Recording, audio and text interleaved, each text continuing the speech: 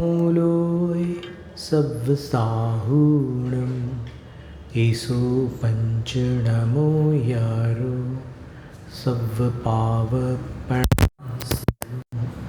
मङ्गलाणं च सव्वेसिं पठमं हवै मङ्गलं चत्तारि मङ्गलम् अरहन्तमङ्गलं सिद्धमङ्गलं साहुमङ्गलं केवलिप्रणतो धम्मो मङ्गलं चत्तारि लोगुत्तमा अरहन्तलोगुत्तमा सिद्धलोगुत्तमा साहुलोगुत्तमा केवलिप्रणतो धम्मो लोगुत्तमा चत्तारि शरणं पव्वज्जामि अरहन्तशरणं पव्वज्जामि सिद्धशरणं पव्वज्जामि साहुशरणं पव्वज्जामि केवलिप्रणतो धम्मो शरणं पव्वज्जामि।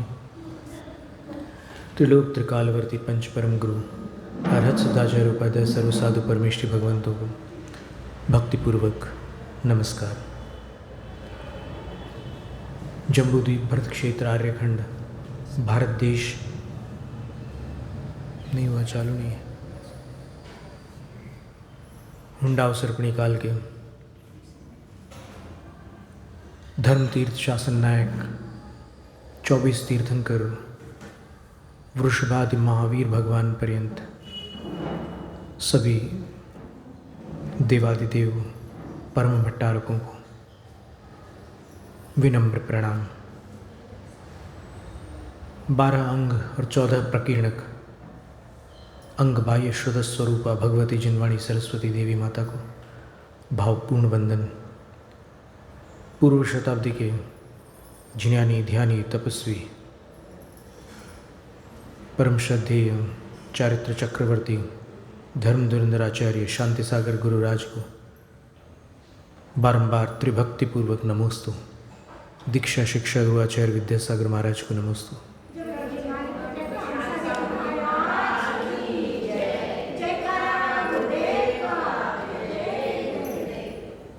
स्वात्मस्थितः सर्वगतः समस्तो व्यापार वेदी विनिवृत्त संगः प्रवृद्ध कालोप्यजरो वरेण्यः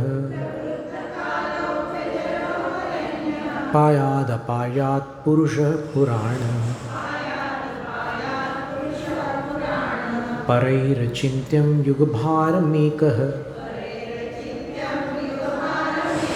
स्तोतुं वहन् योगिभिरप्यशक्यः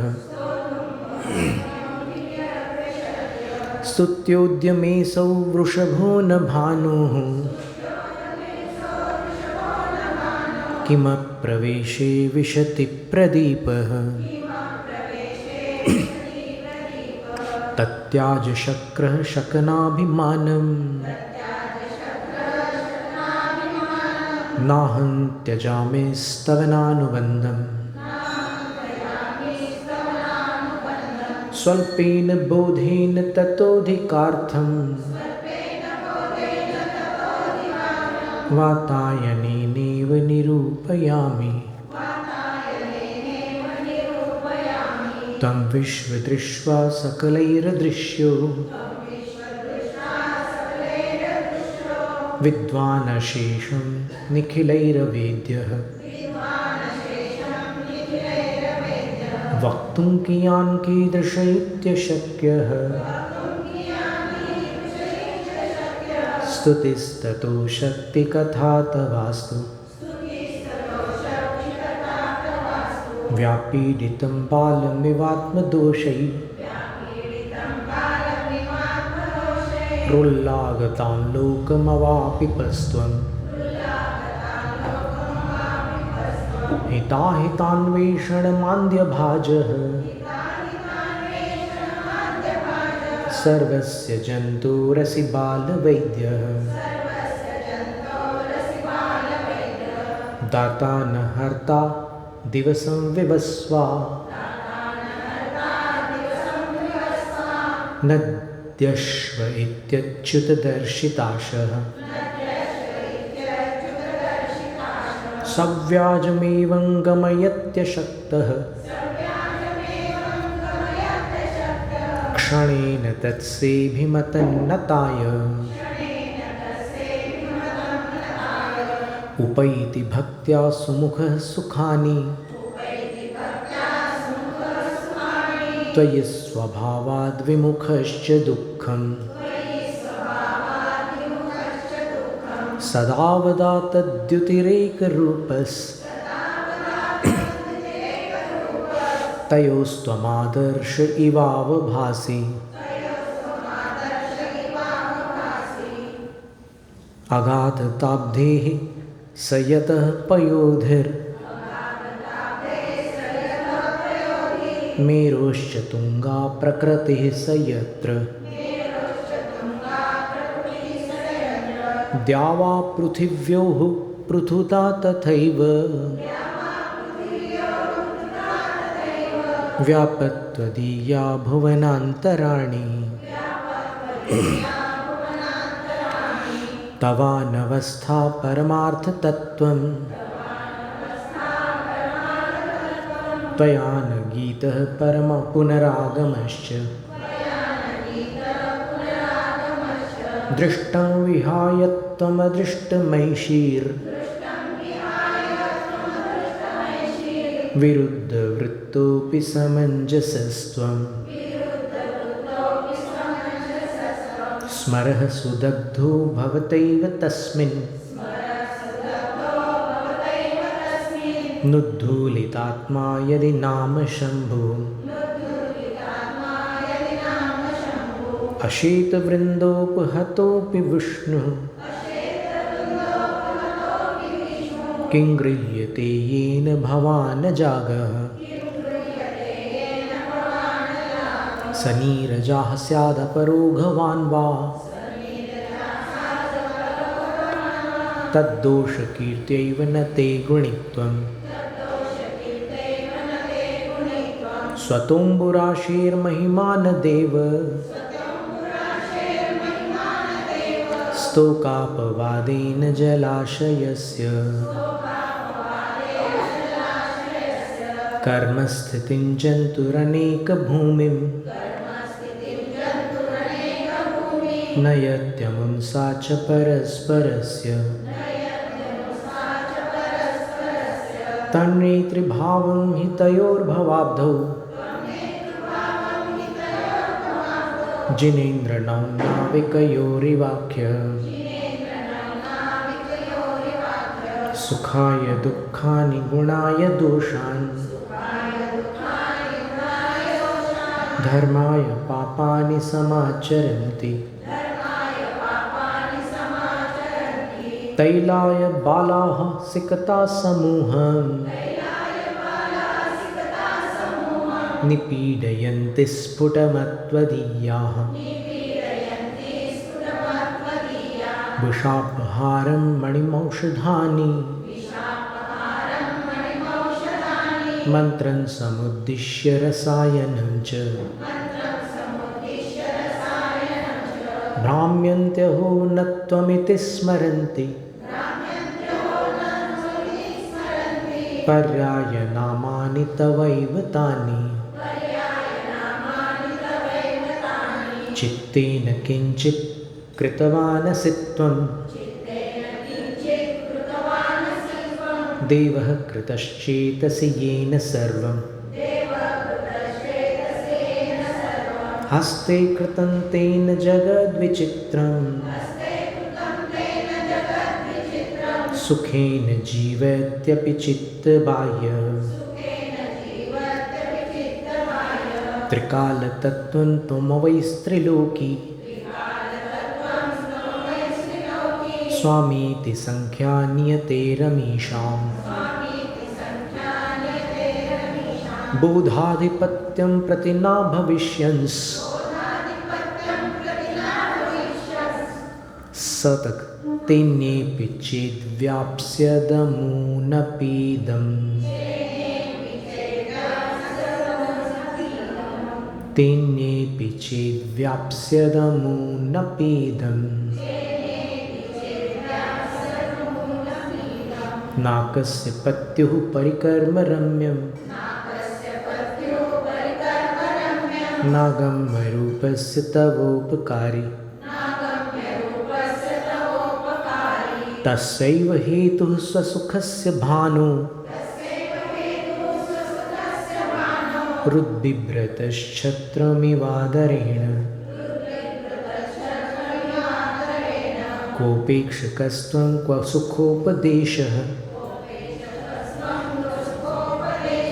सचेत् किमिच्छा प्रतिकूलवादः क्वासौ क्वा सर्वजगत्प्रियत्वं तन्नो यथा तथ्यमवेविचन्ते तुङ्गात् फलं यत्तदकिञ्चनाच्च प्राप्यं समृद्धान्नधनेश्वरादेः निरम्भसोऽप्युच्यतमादिवाद्रेर् नैकापि निर्याति धुनीपयोधेः त्रैलोक्यसेवा नियमाय दण्डं दध्रे यदिन्द्रो विनयेन तस्य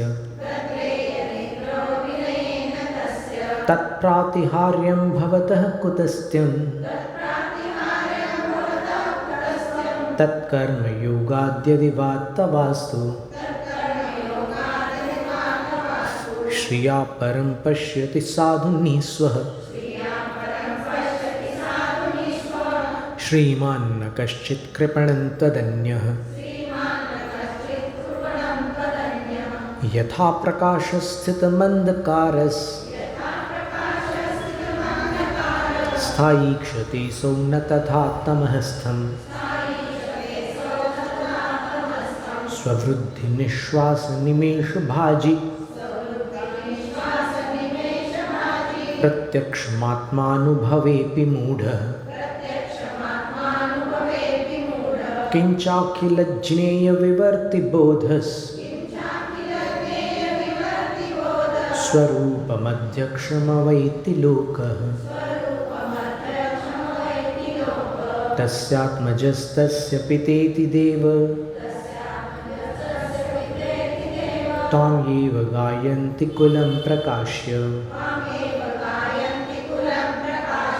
तेऽद्यापि नन्वाश्मनमित्यवश्यम् पाणौ कृतं हेम पुनस्त्यजन्ति।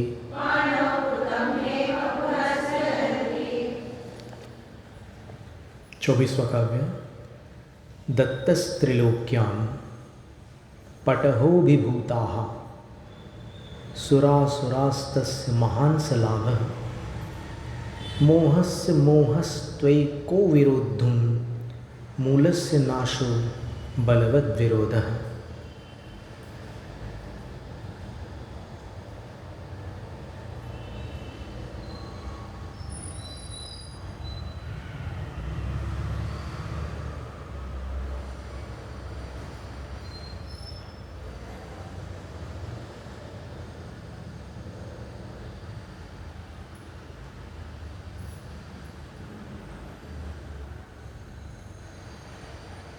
दत्तस्त्रिलोक्यां पटहोऽभिभूताः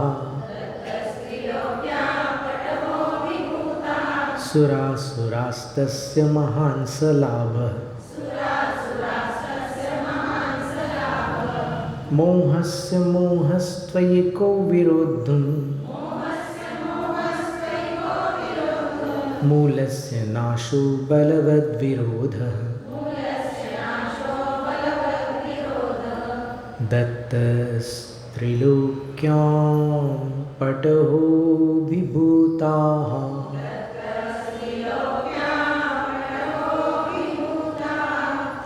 सुरासुरास्तस्य महान् स लाभः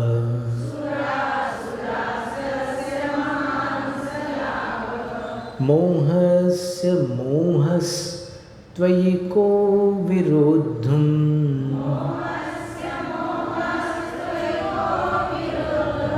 मूलस्य नाशो बलवद्विरोधः।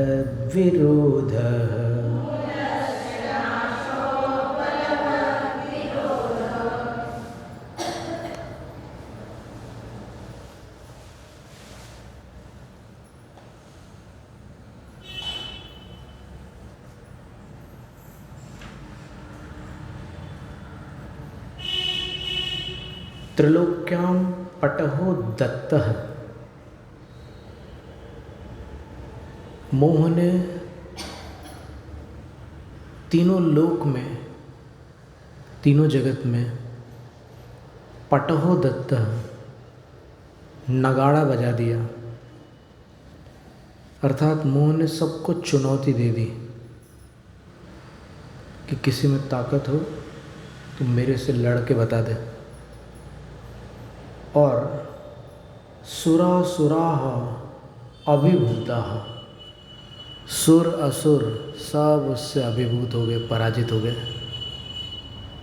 मोह ने तीनों लोक में नगाड़ा बजाया कि आओ सामने, ललकारा सबको, जिसमें ताकत हो मेरे साथ युद्ध करके बता दे। बड़े शूरवीर बने फिरते हो, इधर मेरे सामने खड़े रहकर दिखाओ। तो सुर असुर सारे के सारे दिग्गज प्राणी अभिभूता मोह के सामने अभिभूत हो गए, पराजित हो गए। और सलाभ तस्य स महान लाभ, और उस मोह के लिए वह महान लाभकारी सिद्ध हुआ, क्योंकि मोह विश्व विजेता प्रमाणित हो गया। मोह ने नगाड़ा बजाया और जिनने सामना किया वो सारे पराजित हो गए, और मोह को बड़ा फायदा हो गया, महान लाभ हो गया, वो विश्व विजेता हो गया। लेकिन त्वयि विरोधुम मोहस्य को मोह, लेकिन आपका विरोध करने के लिए मोह को कौन सा भ्रम हो सकता था। अर्थात मोह आपको ललकारने का साहस नहीं कर सका। आदिनाथ भगवान जो थे उनके लिए कह रहे हैं कि हे प्रभु, मोह ने आपको क्यों नहीं ललकारा? क्योंकि मोह ने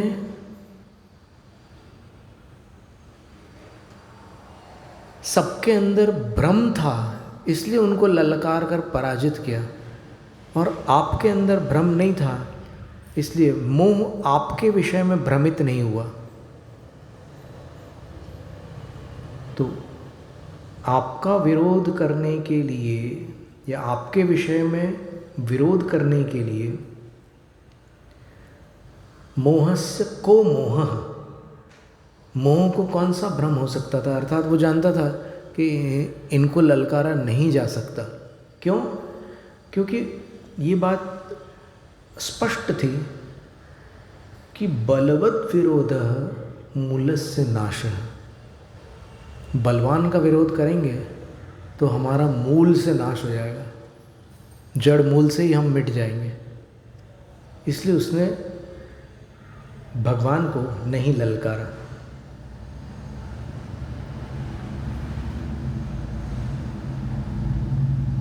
और वो जब भगवान नहीं थे तब उसने जो गलती की थी उसका दंड तो उसको मिल ही चुका था कि वो भगवान ने सबसे पहले मिथ्यात्व का क्षय किया। 7 प्रकृतियाँ, उसमें अनंतानुबंधी चतुष्क, और फिर मिथ्यात्व, सम्यक मिथ्यात्व और सम्यक्त प्रकृति, इन 7 का सबसे पहले नाश किया। कहाँ नाश किया? कौन से गुण स्थान में? 4 से 7वें में, यहाँ तक नाश होता है। फिर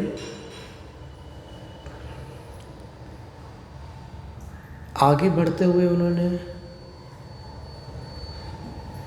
अनेक कर्म प्रकृतियों का क्षपक श्रेणी पर आरूढ़ होते समय नाश किया।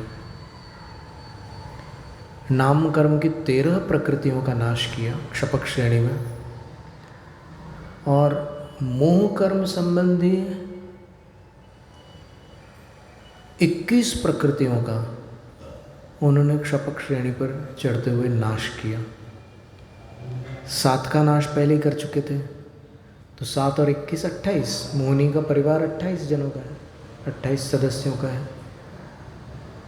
और फिर जब मोह का क्षय हो गया तो भगवान 12वें गुणस्थान में पहुँचे। उपशमक श्रेणी वालों का जो गुणस्थान होता है उपशांत मोह 11वां होता है। क्षपक श्रेणी वाले जो है 12वें गुणस्थान में चले जाते हैं, क्षीण मोह। और वहाँ जाकर के उन्होंने 5 ज्ञानावरण, 4 दर्शनावरण,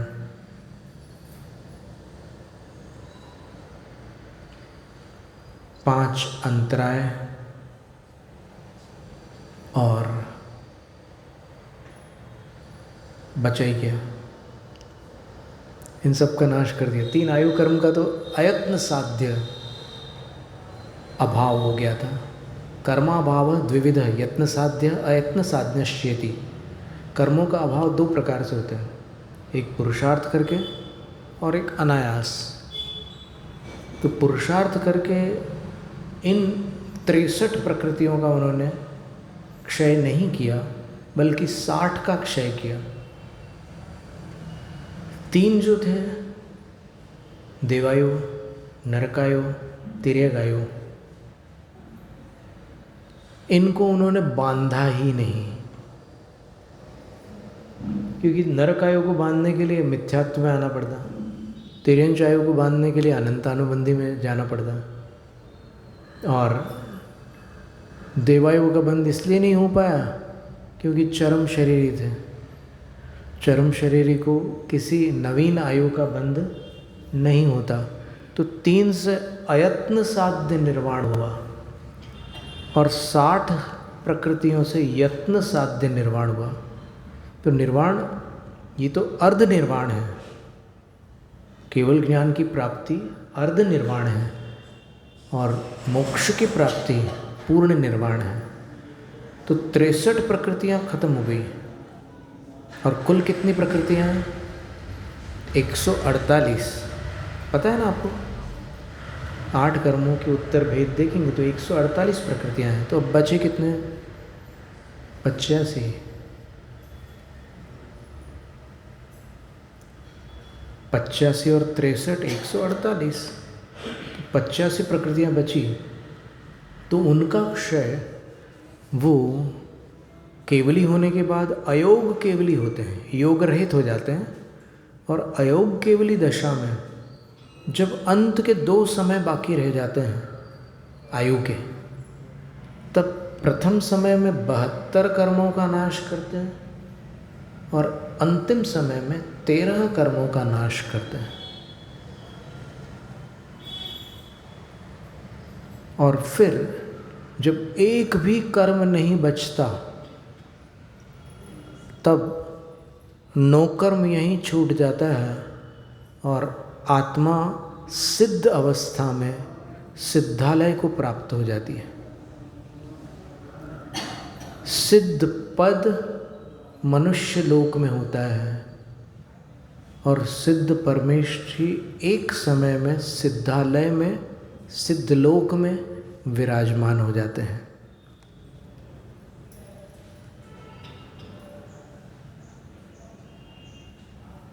सिद्ध शब्द बोलते ही साथ ये स्मरण में आता है कि वही अपना अंतिम स्थान है। सबको अंत में वहीं मिलना है। आज अपन कितना भी नाटक करें कर्मों के संयोग से, लेकिन ये सारा नाटक वहाँ समाप्त होने वाला है, वहीं सब पहुँचेंगे। ये ज़रूर है कि वहाँ पर क्षेत्र की अपेक्षा से मिलन होगा, भावों से तो मिलन होना नहीं है, क्योंकि भाव तो उनके सबके स्वतंत्र, स्वच्छ और शुद्ध हैं। कोई उनको किसी से राग द्वेष नहीं है, सहज आत्मस्वरूप उनको प्राप्त है।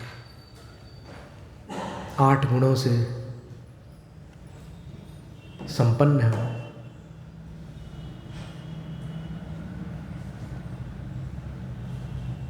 तो इसलिए मोह ने आपका विरोध नहीं किया, वो विरोध कर चुका था और मिट चुका था, इसलिए आपका विरोध नहीं किया। वो अब कैसे विरोध कर सकता था? उसको कोई भ्रम नहीं था आपके विषय में,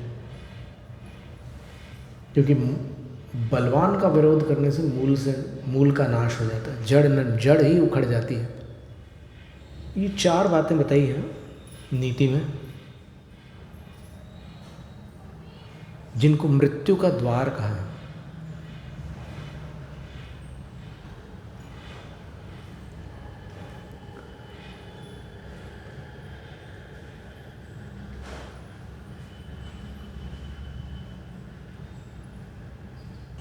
मृत्युर्द्वाराणि चत्वारि।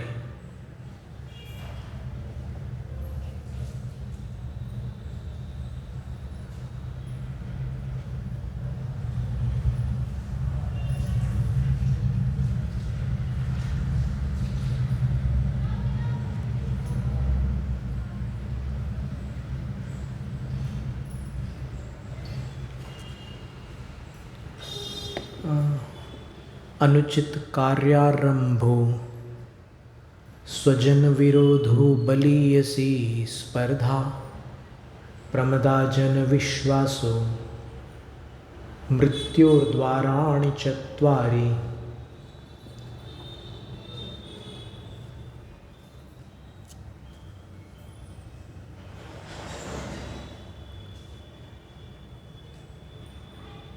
पहला है कोई अनुचित कार्य प्रारंभ कर देना,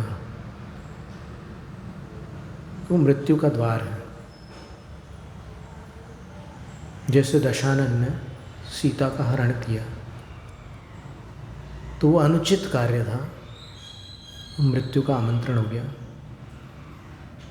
फिर दूसरा है स्वजन विरोध, अपने लोगों से शत्रुता करना। तो अपनों से दुश्मनी करना भी मृत्यु को ही आमंत्रण देने के समान है। जैसे रावण ने ही विभीषण को ठुकरा दिया, तो अपने से विरोध हो गया और विभीषण रावण के विनाश का कारण बन गया, क्योंकि राक्षस वंशियों की सब विद्याएं विभीषण जानते थे और वहाँ वो बताते थे कि ये इस विद्या का प्रयोग कर रहा है, इसका प्रतिकार ऐसे होगा, और वो भूमि गोचरी विद्याधरों से जीत गए। बलीयसी स्पर्धा, जो अपने से अधिक बलवान है उसको जीतने की कोशिश करना, ये भी मृत्यु को आमंत्रण देना है। वास्तव में वानर लोग राम लक्ष्मण का साथ नहीं दे रहे थे। जब उनको ये जानकारी मिली कि सीता का हरण दशानन रावण ने किया है, तो सब ढीले पड़ गए, बोले कि उससे कोई नहीं लड़ सकता। हाँ, एक केवली भगवान ने कहा था कि उसको वही पराजित कर सकता है जो कोटि शिला को अपनी भुजाओं में उठा ले। और कोटि शिला एक विशाल शिला थी जिस पर करोड़ों मुनिराजों ने तपस्या करके मोक्ष प्राप्त किया था। उस शिला को जो अपने भुजाओं में उठा ले, वही दशानन को पराजित कर सकता है। तो राम ने पूछा, कहाँ है कोटि शिला? लक्ष्मण ने श्री राम के पैर पकड़कर कहा कि आप बैठिए भैया, मेरे रहते हुए आप कष्ट क्यों उठाए? जो काम मैं कर सकता हूँ उसमें आपको श्रम करने की क्या आवश्यकता है? तो फिर वो लोग विद्याधर लोग उनको लक्ष्मण को लेकर वहाँ गए कोटि शिला के पास। लक्ष्मण ने सबसे पहले तो विनय की कि ये सिद्धों की शिला है, यहाँ से करोड़ मुनि मोक्ष गए हैं। निर्वाण कांड में आता ना, कोटि सिलाए कोटि मुनि निब्बाण गया नमोते से। तो उन्होंने पहले नमस्कार किया और जो भक्ति करनी थी वो सब की उन्होंने, और उसके बाद कोटिशिला को उन्होंने ऐसे नीचे से हाथ डाल करके उठाने का प्रयत्न किया,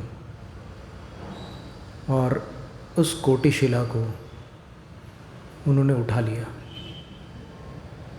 आकाश से देवों ने पुष्प वृष्टि की, जय जयकार किया, और सबको विश्वास हो गया कि रावण पराजित होगा।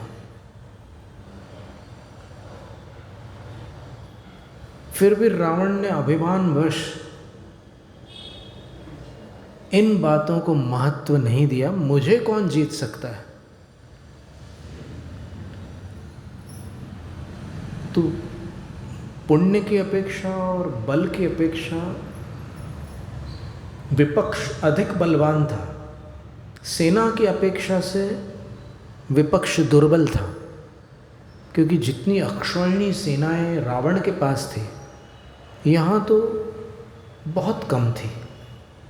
लेकिन फिर भी वो सारे इनके साथ हो गए वानर, और उन्होंने कहा कि हम अवश्य चलेंगे साथ में।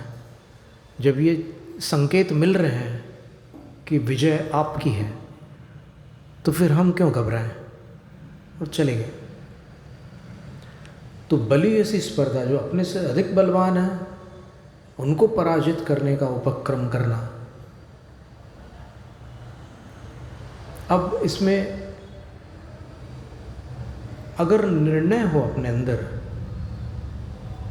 कि मेरी पराजय निश्चित है, और फिर भी आप स्पर्धा करोगे, तो मृत्यु को आमंत्रण देने के समान है। और अगर आपके अंदर इतना विश्वास है कि भले ही वो मेरे से बलवान रहा हो, लेकिन मैंने अब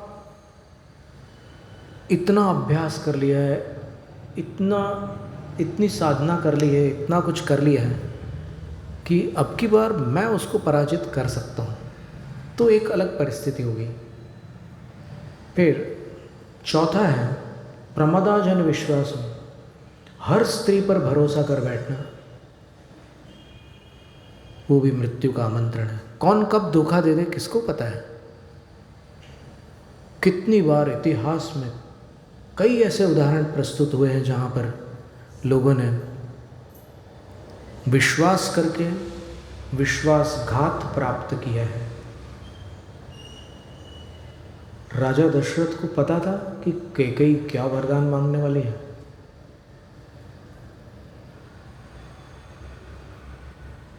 अकल्पित वरदान मांग लिया उनने। तो ये सब नीति में आते हैं ये बातें। तो यहाँ पर एक अलंकारिक चित्रण है। मोह के पास ज्ञान नहीं होता, मोह तो एक बंधा हुआ कर्म है। लेकिन अलंकारिक चित्रण है कि वो भगवान से मुकाबला करने नहीं गया, भगवान को उसने नहीं ललकारा, क्योंकि उसको पता था कि जो अपने से अधिक बली है, बलवान है, उनका विरोध करना मृत्यु को आमंत्रण देना है। मूलस्य नाशः बलवद विरोधः। बलवान का विरोध मूल से अपना ही नाश कर देना है, ऐसा कथन है। अब जो बात अधूरी रह गई थी पूर्व सत्र में, 2 दिन पहले एक बात अपूर्ण रह गई थी कि पंडित अमरचंद जैन शाहपुर वाले, जिनके पिताजी 250 प्रकार से नमोकार मंत्र गाते थे। आज तक हमें आश्चर्य होता है 250 प्रकार से नमोकार मंत्र कैसे गाते रहे होंगे। तो निस्संदेह कुछ ऐसे रत्न बुंदेलखंड में भी हुए हैं जो संगीत कला में विशारद रहे। वो विद्वान भी थे, जैन विद्वान तो थे ही वो, और इतना सुंदर नमोकार मंत्र पढ़ते। तो तीनों सारे भाई थे उनके पूरे। जब शाम को वचनिका होती थी, और सबसे सुंदर बात, वहाँ एक ही मंदिर था। जहाँ एक मंदिर होता है वहाँ समाज एक होती है। ऐसा हमने कई स्थानों पर देखा, मंडी बामोरा में, शाहपुर में, और ऐसे और भी कुछ स्थान मिले हमें। वैसे कई स्थानों पर अनेक मंदिर होते हैं और कई स्थानों पर एक होते हुए भी कुछ लोग आकर के दो बनवा देते हैं। तो अब क्या करें। इतना सुंदर शाम को वचनिका के समय जब वो नमोकार मंत्र पढ़ते थे तो श्रुति मधुर लगता था। आवाज़ सभी भाइयों की भारी थी, बाज वाली आवाज़ थी, तो बड़े सुंदर ध्वनि में वो नमोकार पढ़ते थे। हमने पूछा कि आप इतना अच्छा नमोकार पढ़ते हैं, कहाँ से सीखा आपने? तो बोले कि हमारे पिताजी 250 प्रकार से पढ़ते थे बोले। तो उन विद्वान ने जबलपुर में गोल बाज़ार नाम का स्थान है, वहाँ पर एक बड़ा कार्यक्रम चल रहा था, एक बहुत भारी अनुष्ठान था और विशाल पंडाल लगा था। तो उसमें उन लोगों ने हमें आमंत्रित किया था। तो पंडित जी ने बताया कि जिनवाणी वो दिगंबर मुद्रा का भी इतना गुणगान अच्छा करते थे। शैली होती है कुछ लोगों की, बहुत सुंदर होती है शैली। तो वो बता रहे थे कि जिनवाणी में जो अक्षरों की संख्या बताई, एक पद में 16 अरब 34 करोड़ 83 लाख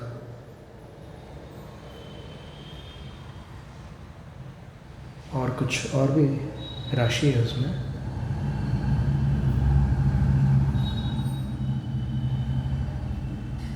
आठ 8,888 ऐसी कोई संख्या है।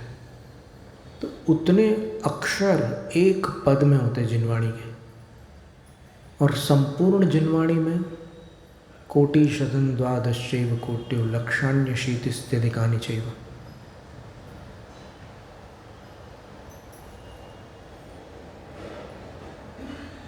एक 112 करोड़ 83 लाख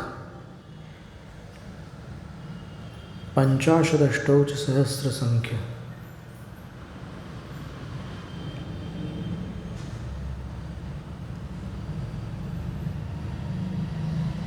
ऐसी पूरी संख्या उसमें दी है श्लोक में।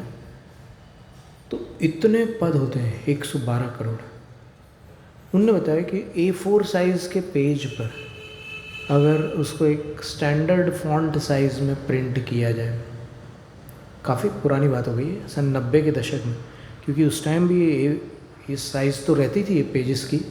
उस टाइम ऑफसेट प्रिंटिंग वगैरह चलती थी, अब तो पता नहीं क्या प्रिंटिंग में क्या सिस्टम्स है। तो ऐसे इतना बड़ा पन्ना रहता था, तो उसमें अगर एक स्टैंडर्ड फॉन्ट साइज़ ले लें अपन 15, 16, 17, 15, 16, 17 साइज़ ले लें फॉन्ट की, अक्षरों की, उसमें अगर उतने अक्षरों को अगर प्रिंट किया जाए तो कितने पेजेस बनेंगे। तो उन्होंने कहा कि उसकी जो अगर लंबाई अपन देखें, पेजेस कट ना करे बीच से, प्रिंट करते चले करते,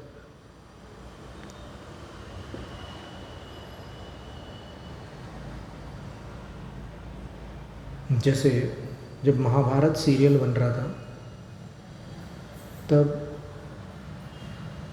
किसी ने बताया था किसी इंटरव्यू में कि द्रौपदी की जो साड़ी थी वो स्पेशली बनाई गई थी और वो कई मीटर लंबी थी, कई मीटर लंबी थी। वैसे ये जो पेज है, अगर इसको बीच से कट ना किया जाए तो कितना लंबा होगा वो द्वादशांग श्रुत का प्रिंटेड मैटर। तो उनने बताया कि +5 माइल्स, 5 मील से अधिक।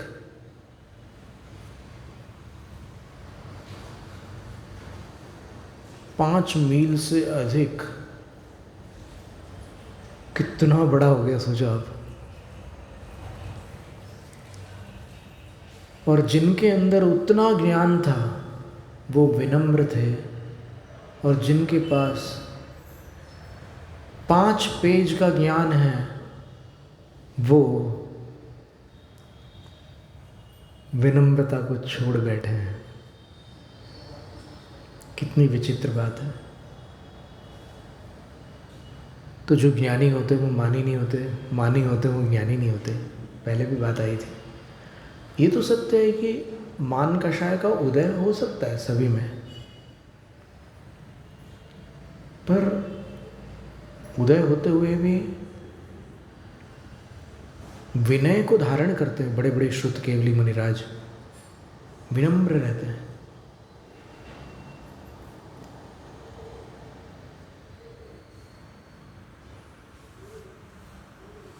अभी कल ही हम पढ़ रहे थे, गणधर देव का वर्णन था। श्रेणिक राजा ने कोई प्रश्न पूछा, हमने ये कथा बीच में सुनाई थी। कल हमने एक अलग ग्रंथ से उसका स्वाध्याय किया था। पहले हमने 2 ग्रंथों से स्वाध्याय करके वो कथा सुनाई थी आपको। उत्तम सत्य के दिन कि वारिका ने कैसे मुनि महाराज को, जिनका मन भटक रहा था, उनको कैसे सही मार्ग पर स्थिर किया। और फिर उन मुनिराज ने पुनर्दीक्षा ली। पुनर्दीक्षा लेकर तीसरे स्वर्ग में देवपद को प्राप्त किया, और फिर चक्रवर्ती के पुत्र बने। और वो पिछले जन्म में जो उनके साथ दूसरे जो उनके भाई थे वो भी मुनिराज थे, तो इस जन्म में वो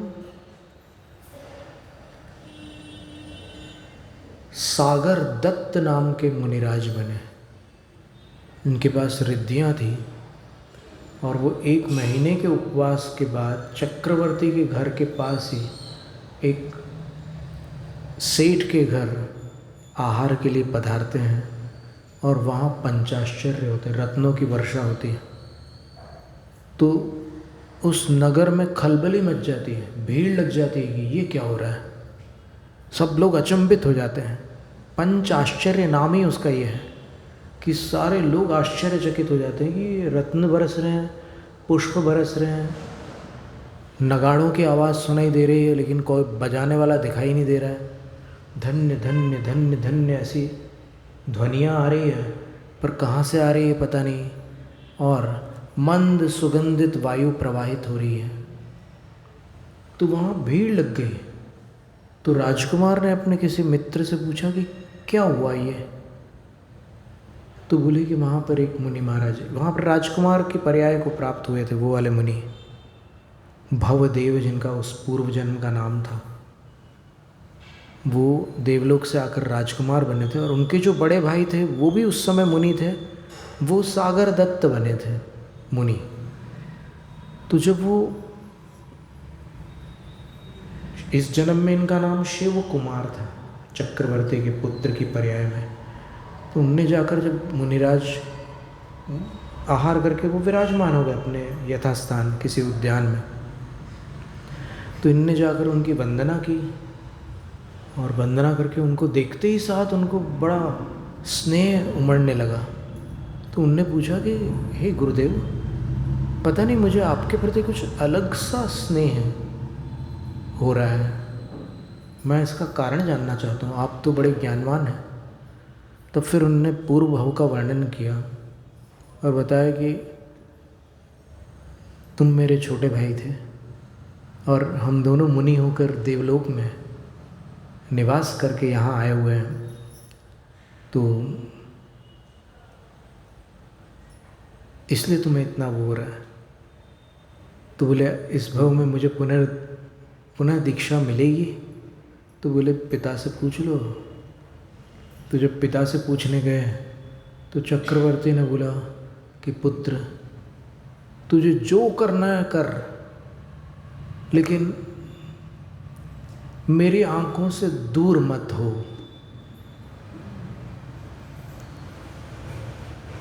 तो फिर शिव कुमार ने घर पर रहकर, जम्बू स्वामी चरित्र में तो ये लिखा है कि वो क्षुल्लक होकर के वो उस एक एकांत स्थान पर घर पे रहने लगे, बाहर नहीं निकले वो, और वहाँ रहकर उन्होंने तप किया और उनको प्रासुक आहार एक मनुष्य ला करके देता था, और राजा ने कहा था कि जो भी इनको प्रासुक आहार ला करके देगा मैं उसको पुरस्कृत करूँगा, मनचाहा पुरस्कार दूंगा। तो उसने आकर के उनसे कहा, अभी हम कल ही पढ़ रहे थे, कि हे राजकुमार, आप अपने त्याग पर दृढ़ रहिएगा। ये कुटुंबीजन आत्मकल्याण के शत्रु होते हैं, बाकी तो हितैषी होते हैं लेकिन आत्मकल्याण में शत्रु होते हैं। इसलिए तुम अपने में दृढ़ रहना, मैं प्रासुक आहार ला करके दूंगा। और वो प्रतिदिन प्रासुक आहार ला करके देता था। और ये इनकी पत्नियां थी, बहुत सारे विवाह किए थे उनके पिता ने, इनके हजारों इनकी रानियां थी, रानियां नहीं मतलब ये उनकी श्रीमतियां थी। तो वो सब इनके पास आती थी और फिर स्नेह व्यक्त करती थी, पर ये वैराग्य की ही बातें करते थे उनसे। तो अंततः उनकी पत्नियां समझ गई कि इसी में कल्याण है, और उनके भाव भी फिर वैसे नहीं हुए जो पहले हो रहे थे। उन्होंने भी फिर व्रत नियम वगैरह पालन करना शुरू कर दिया। और इस तरह उन्होंने 12 वर्ष तक साधना की और आयु पूर्ण करके ब्रह्म स्वर्ग में इंद्र पद को प्राप्त किया। और उस सागरदत्त मुनिराज भी देवलोक को प्राप्त होकर के फिर राजा श्रेणिक ने गौतम गणधर से प्रश्न पूछा कि हे गणधर देव, इस हुंडाव सर्पणी काल में अंतिम केवली कौन होंगे? अनुबद्ध केवली। तो गौतम गणधर ने जो उत्तर दिया उसको आप सावधानी से सुनिएगा। अभी वर्तमान में जो प्रचलन है, अब बहुत सारी बातें वर्तमान में जो चल रही है वो थोड़ी हटकर चल रही है। गौतम गणधर ने उत्तर दिया,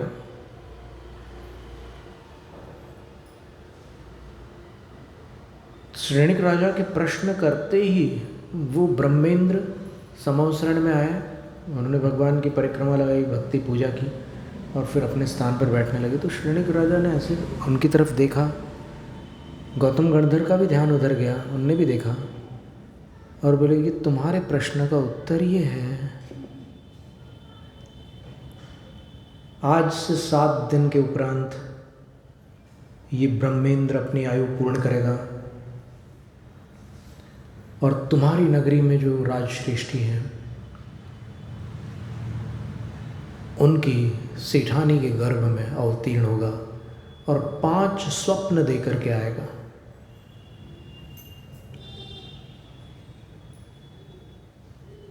और फिर उन्होंने पूरा भविष्य का वर्णन किया।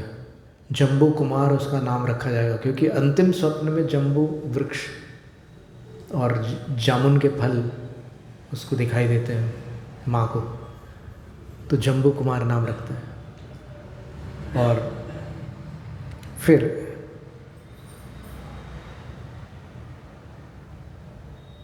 आगे चलकर वो विवाह होने पर भी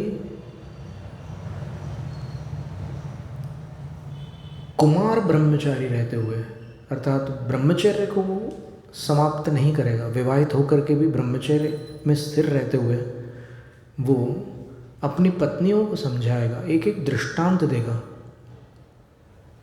कि देखो ये जीवन विषय भोगों में गंवाने के लिए नहीं प्राप्त हुआ, ये जीवन अपने को पवित्र बनाने के लिए प्राप्त हुआ है।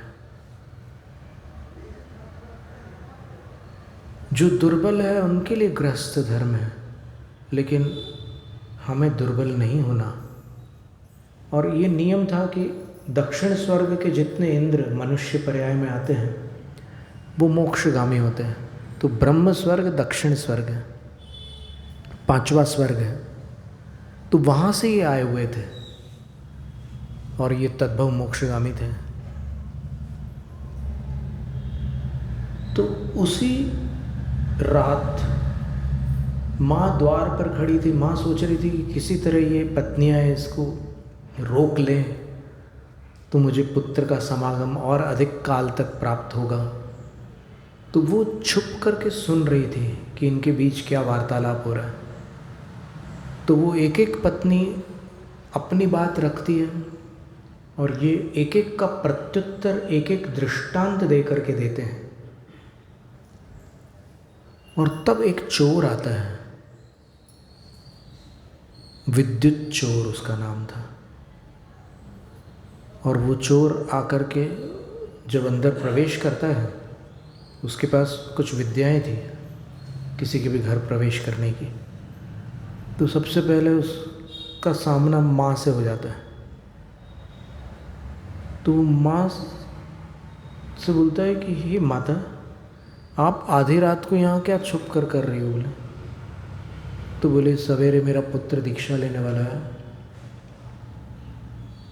तो मैं जाग करके देख रही हूँ कि रात में जो इनकी पत्नियाँ हैं वो उनको मनाने की कोशिश कर रही है। मैं देख रही हूँ कि अब ये क्या करने वाला है, इसका मन बदलता है कि नहीं।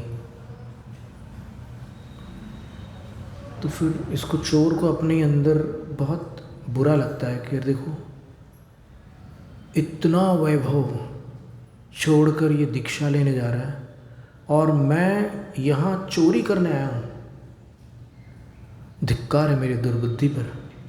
लेकिन ठीक है, मैं इसको फंसाने की कोशिश करता हूँ। वो जम्बू कुमार की माँ बोलती है कि तुम अगर इसको रोक लेते हो तो मैं तुम्हें मुँह मांगा इनाम दूँगी, तुम्हें जो चाहिए वो ले जाना है तुम यहाँ से। बोलते कि ज़रूर। और वो उन चारों की बात हो जाती है। फिर वो आता है विद्युत चोर और वो इनसे वार्तालाप करता है। तो वार्तालाप करते करते जम्बू कुमार कोई ऐसी कथा सुनाते हैं, अंतिम कथा, जिसका चित्रण आपको कई मंदिरों में देखने मिल सकता है कि एक वृक्ष से कोई ऐसे लटका हुआ है और उसको 2 चूहे, काले और सफ़ेद चूहे कुतर रहे हैं, और हाथी है, मधुमक्खी का छत्ता है, नीचे कुआं है। तो वो कथा जम्बू कुमार जब सुनाते हैं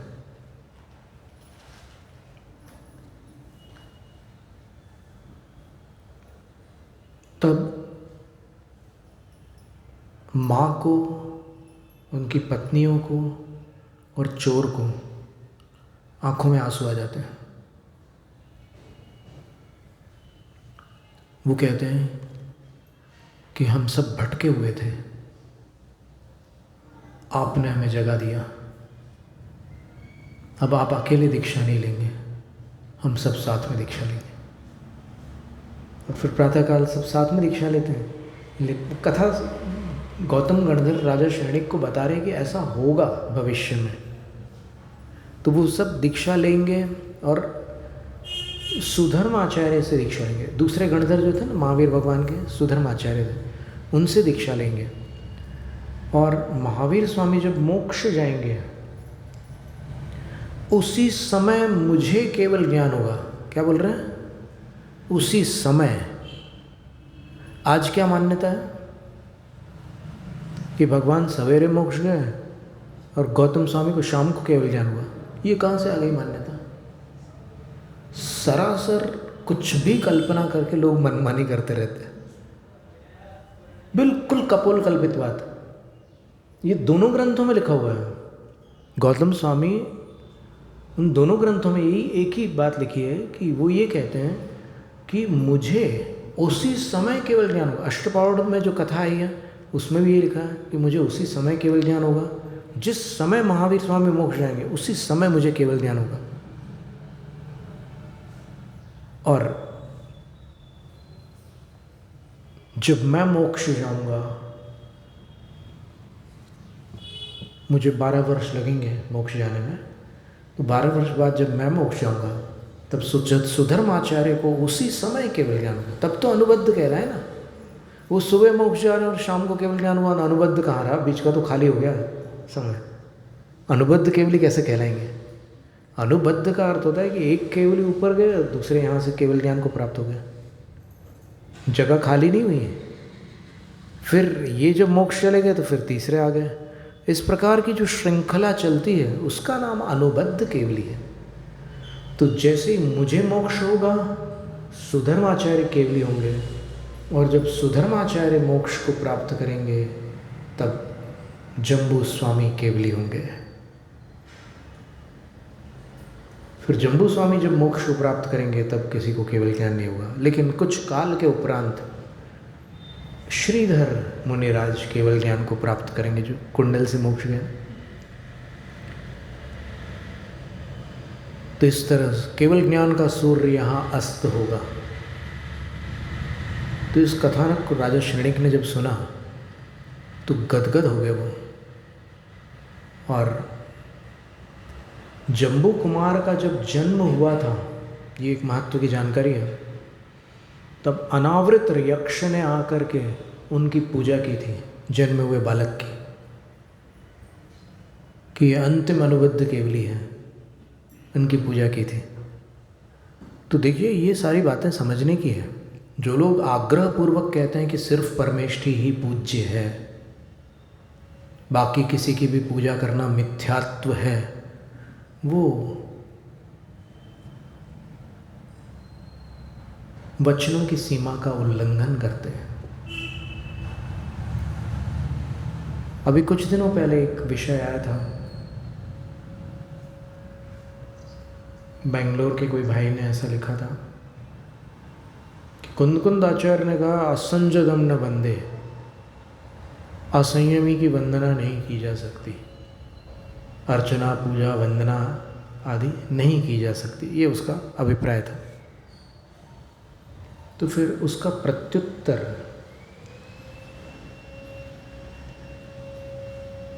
आगम से बताना था। तो फिर हमसे एक शुल्लक महाराज श्री ने पूछा था, तो फिर हमने उनको दिया उत्तर। प्रत्युत्तर ये था कि कुंद आचार्य ने असंजदम न बंदे लिखा है, हमें पता है कि कहाँ लिखा, और पूरी गाथा हमें पता है। असंजदम न बंदे वच्छ विहीणो वित्तो न बंदिज दोण्य विहोंति समाणा एगो वीन संजदो होदी। ये गाथा दंसन पावड़ की गाथा है, हम जानते हैं। लेकिन उससे पहले जो गाथा है वो बड़े महत्व की है। जो लोग असंजदम न बंदे डंके की चोट पर कहते हैं और एकदम युद्ध स्तर पर विरोध करते हैं कि नहीं, दिगंबर मुद्रा के अलावा कोई मुद्रा पूज्य नहीं है, ऐसा बोलते हैं, उनके लिए विचारणीय तथ्य है क्या कि वो जो दंसण पाहुड़ का पहले गाथा तो मंगलाचरण की है,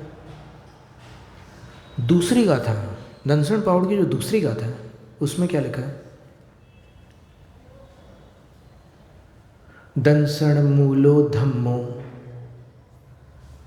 ओवेठो जिणवरे ही सिसाणम तमसोण सकण्णे दंसण हीणो न वंदिवो। दर्शन धर्म का मूल है, ऐसा जिनेंद्र भगवान ने शिष्यों के लिए कहा है। तम उस दर्शन को सोण सकण्णे अपने कानों से सुनकर, इस ग्रंथ में जो वर्णन है दर्शन का, उसको तुम अपने कानों से सुनकर, ध्यान रखना, दंसण हीणो न वंदिवो, मिथ्या दृष्टि की वंदना नहीं करना। ठीक है, गाथा स्पष्ट है। दंसण हीणों का अर्थ क्या हुआ?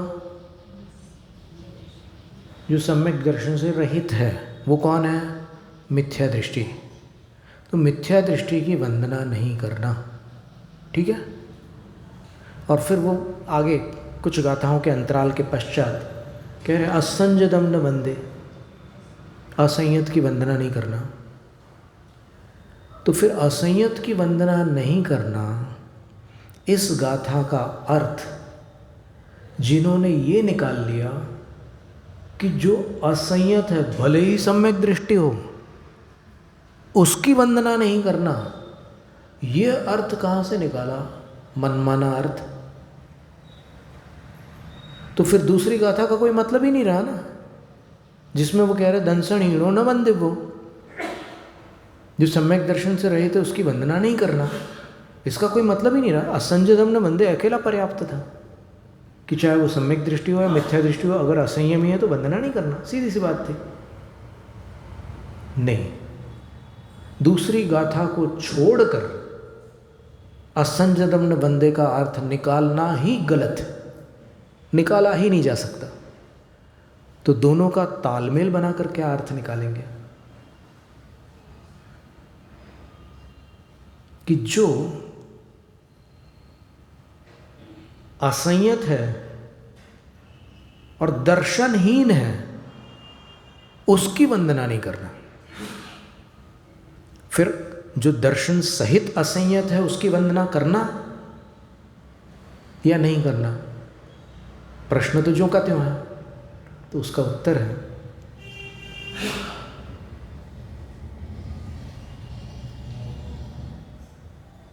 कि उसकी यथोचित वंदना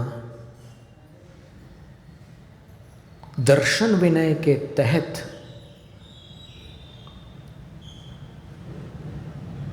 करने में कोई आपत्ति नहीं है।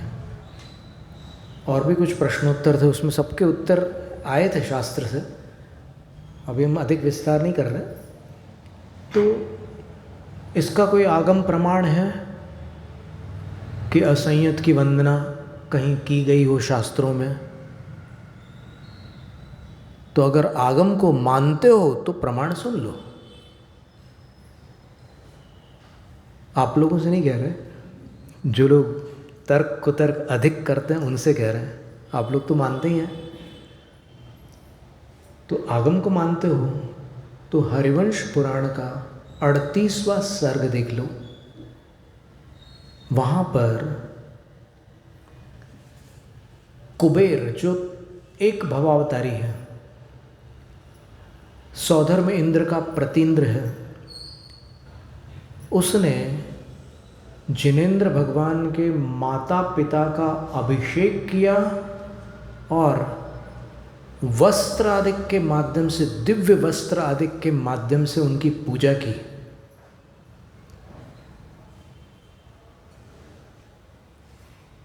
माता पिता संयत थे या असंयत? सम्यक दृष्टि थे या मिथ्या दृष्टि? सम्यक दृष्टि। तो सम्यक दृष्टि असंयत की पूजा की या नहीं उसने? तो वो वंदनीय हुए कि नहीं? अंची में पूजे में वंदामि नवंसामि अवश्य हुए। और उदाहरण ले लो, उसी दंसण पावड़ में एक गाथा और आती है, सम्मत दंसण रैणम अघेदि सुरासुरे लोए। सम्यक दर्शन रत्न अर्थात सम्यक दर्शन रूपी रत्न सुरासुरे लोए अघेदि, सुरलोक और असुरलोक में पूजा जाता है। क्या मतलब? सम्यक दर्शन रूपी रत्न कैसे पूजा जाएगा सुरलोक और असुरलोक में? वो कहाँ होगा, कहाँ मिलेगा सम्यक दर्शन रूपी रत्न? किसके पास मिलेगा? जो सुर अथवा असुर सम्यक दृष्टि है उन्हीं के अंदर मिलेगा या कहीं और मिलेगा? देवों के रत्न भंडारों में तो नहीं मिलेगा सम्यक दर्शन रत्न, नहीं। जो सम्यक दृष्टि सुर और असुर है उनकी आत्मा में सम्यक दर्शन रूपी रत्न मिलेगा। तो वो रत्न पूजा जाता है। कुंदकुंद आचार्य कह रहे हैं कहाँ पूजा जाता है? सुरासुरे लोए, सुरलोक में और असुरलोक में वो रत्न पूजा जाता है। तो कैसे पूजा जाएगा? वो रत्न जहाँ है उसकी पूजा करके ही तो पूजा जाएगा ना। इसका कोई उदाहरण कि देवलोग देवों की पूजा करते हैं? अवश्य, सर्वार्थ सिद्धि ग्रंथ में देखिए,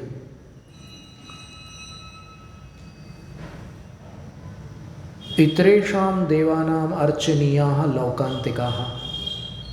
लौकांतिक देवों की, बाकी देव वो चाहे सम्यक दृष्टि हो या मिथ्या दृष्टि हो, सब अर्चनीया कह रहे, अर्चना करने योग्य होते हैं लौकांतिक देव। कुछ तो विशेषता है ना उनमें, और भी गुण है। और कोई उदाहरण?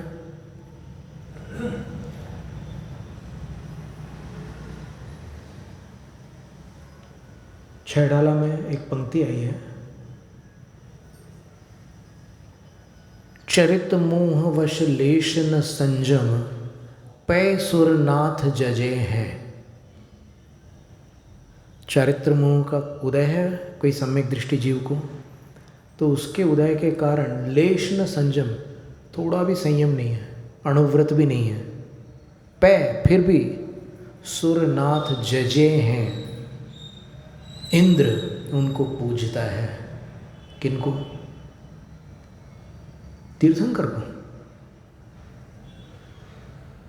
उनके कल्याणकों के समय पूजा करता है कि नहीं इंद्र?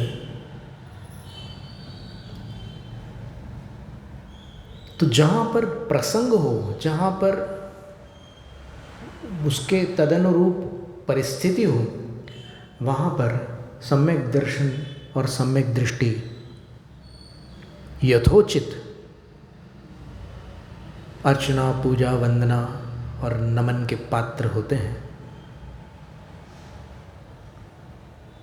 और इसके और भी उदाहरण देखिए, अनावृत यक्ष ने जम्बू कुमार जब जन्मे तब उनकी पूजा की, नाम भी नहीं रखा गया था उनका उस समय, तब भी उनकी पूजा की। इसी तरह प्रतिसूर्य विद्याधर ने जब ऊपर आकाश में माता अंजना हनुमान को अपने हाथ में लिए पकड़े हुए वहाँ पर विमान में खड़ी थी, और विमान की घंटियों की ध्वनि सुनकर हनुमान, छोटे नवजात शिशु थे, वो उनको ऐसे बजाना चाह रहे थे, वो खेलने लगे उससे, और खेलते खेलते थोड़ा उछल गए, वो माँ के हाथ से छटक गए। तो माँ के मुख से चीख निकल गई, क्योंकि वो विमान के अंदर नहीं बल्कि बाहर गिरे। तो जब वो नीचे गिरे तो फिर वो माँ तो मूर्छित जैसी हो रही थी। तब नीचे पहुँच करके जब उन्होंने देखा तो वो जिस शिला पर गिरे थे उस शिला के सैकड़ों खंड हो चुके थे, लेकिन बालक के, शिशु के शरीर पर एक खरोंच तक नहीं आई थी। तब प्रतिसूर्य विद्याधर ने समझ लिया कि ये तद्भव मोक्षगामी है, तो 3 प्रदक्षिणा लगाई। आप सोचिए, उस समय 3 प्रदक्षिणा लगाई। सम्यक दृष्टि, असंयत सम्यक दृष्टि थे। तो ऐसे कई प्रसंग आगम में है जहाँ पर असंयत सम्यक दृष्टि की भी वंदना स्वीकृत है। एकांत से अपने को आग्रही नहीं बनना है। ये देखो, एक बात और है, मूलाचार ग्रंथ में आई है, नो वंदिज अविरदम। मुनि महाराज अविरत की वंदना न करे, देश विरुद्ध देवम वा, अणुव्रति की वंदना न करे, किसी देव की वंदना न करे, चाहे वो इंद्र हो या कोई भी एक भवावतारी सम्यक दृष्टि लौकांतिक देव भी क्यों न हो, कोई किसी की वंदना मुनि महाराज न करे। ये गाथा यदि ये सारे जीव सर्वथा अवंदनीय होते हैं तो फिर मुनि के लिए ये गाथा क्यों? यदि ये जितने नाम दिए उसमें वे सारे के सारे अवंदनीय ही होते, समझ रहे हैं आप बात को? ज़्यादा भारी तो नहीं हो रहा विषय? थोड़ा खिंच रहा है ऐसा लग रहा होगा। ये अगर सबके लिए अवंदनीय होते तो मुनि को अवंदनीय क्यों कह रहे हैं? मुनि के लिए क्यों कह रहे हैं कि इनकी वंदना ना करें? क्या इससे स्पष्ट नहीं होता कि जब तक वो मुनि नहीं थे तब तक इनमें से कई वंदनीय थे? क्या ये बात समझ में नहीं आती? इतनी सरल सी बात है। अगर ये बात ऐसी नहीं होती, अर्थात मुनि होने से पहले ही वो अवंदनीय होते, तो फिर मूलाचार में इस गाथा की कोई आवश्यकता नहीं थी। कौन से नंबर की गाथा? 594। मूलाचार में 594 क्रमांक गाथा में लिखा है कि मुनि इनकी वंदना न करे।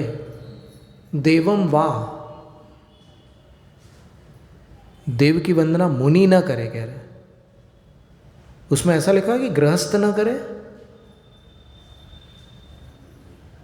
गृहस्थ यथा योग्य वंदना करे, कोई आपत्ति नहीं है, लेकिन मुनि न करे।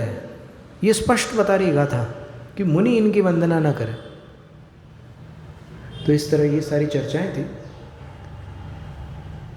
तो आज बहुत सारी बातें हो गई, समय भी अच्छा हो गया। जैनम जयतु शासनम।